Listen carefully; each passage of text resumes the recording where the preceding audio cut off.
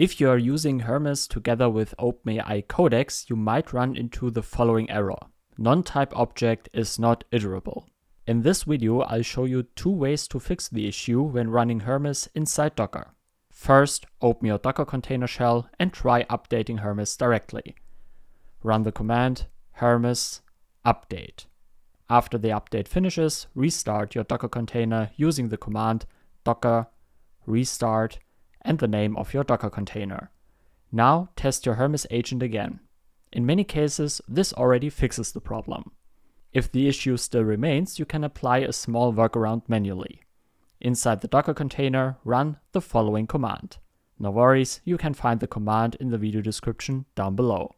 This patches the Openai parsing logic, so Hermes no longer crashes when response.output is none. To make sure the workaround was applied correctly, run this command. If you see this output, then everything worked correctly. Restart the Docker container one more time by using the command docker restart and the name of your Docker container. Now try talking to your Hermes agent again, and the error should be gone. If you have any questions, feel free to leave them in the comment section down below. Thanks for watching, and see you next time.